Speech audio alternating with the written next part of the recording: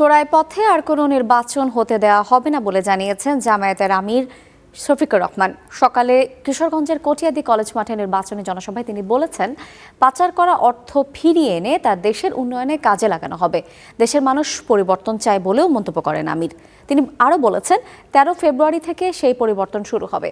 জামায়াত দেশের তরুণদেরকে বেকার ভাতা নয়, প্রশিক্ষণের মাধ্যমে কর্মসংস্থানের সুযোগ করে দেবে। ক্ষমতায় গেলে মা বোনদেরকে সম্মানিত জায়গায় রাখতে জামায়াত কাজ করবে বলেও জানান দলটির আমির। এ সময় দেশের কৃষিকে শিল্প সমৃদ্ধ হিসেবে গড়ে তোলারও আশ্বাস দেন শফিকুর রহমান। দল গোষ্ঠী পরিবারতান্ত্রিক রাজনীতির কোনো বিজয় আমাদের কাছে নেই। বার্তা আমাদের অত্যন্ত পরিষ্কার।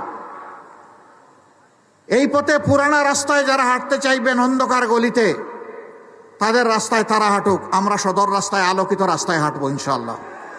আর জাতি এই আলোকিত রাস্তায় হাঁটবে। আমাদের স্পষ্ট অবস্থান, আমরা দুর্নীতির পক্ষে কাউকে যেতেও দেব না, নিজেরাও দুর্নীতি করব না। চাঁদাবাজি বাংলাদেশে আর চলতে দিব না। আমাদের তো চাঁদাবাজির প্রশ্নই ওঠে না।